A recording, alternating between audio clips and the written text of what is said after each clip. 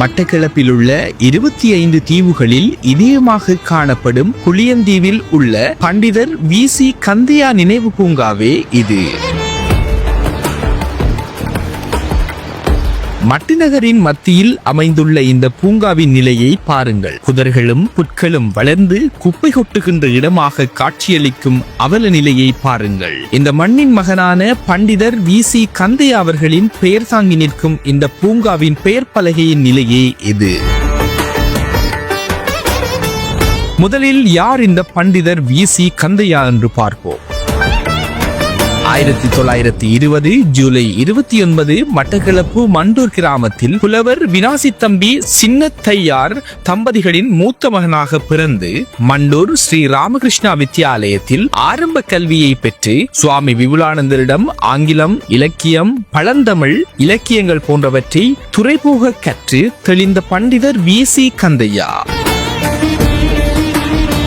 மதுரை தமிழ்ச்சங்க பண்டிதர் பட்டமும், இலங்கை பல்கலைக்கழக வித்துவான் பட்டமும், அண்ணாமலை பல்கலைக்கழக POL பட்டமும் பெற்றவராவார். 1940 முதல் மட்டி சிவானந்த வித்தியாலயத்தில் தமிழ் பேராசிரியராக சேவையாற்றி பல தமிழ் ஆர்வலர்களை உருவாக்கியவர். ஸ்ரீ ராமகிருஷ்ண பரமஹம்சரினதும் சுவாமி விவேகானந்தரினதும் போதனைகளையும் ஆத்மீக நடைமுறைகளையும் பின்பற்றி வாழ்ந்து இலங்கை, இந்திய, மலேசிய நாடுகளில் சமய சொற்பொழிவுகளையும் தமிழ் ஆராய்ச்சி கட்டுரைகளையும் வெளிப்படுத்திய இவரின் அளப்பெரிய சேவைகளை கௌரவித்து இலங்கை கிழக்கு பல்கலைக்கழகம் இலக்கிய கலாநிதி பட்டத்தையும் வழங்கியிருந்தது. மட்டக்களப்பு சைவ கோவில்கள் வரலாறு, கண்ணகி வழக்குரை, மட்டக்களப்பு நாட்டுக்கூத்து, பாஞ்சாலி சபதம், விபுலானந்த ஆய்வு விளக்கம், மண்டூர் முருகன் கீர்த்தனைகள் போன்ற மட்டக்களப்பின் பொக்கிஷமான பல நூல்களை எழுதிய பெருமகனார் இவராவார்.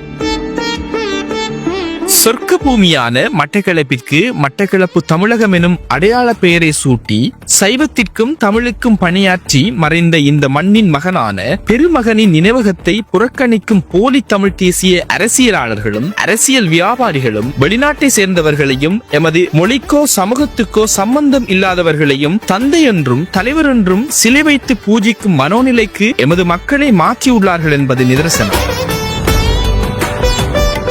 மட்டக்களப்பு தமிழகத்தை நேசிக்கும் மண்ணின் மைந்தர்களான அரசியலாளர்களே, இது உங்களின் கவனத்திற்கு.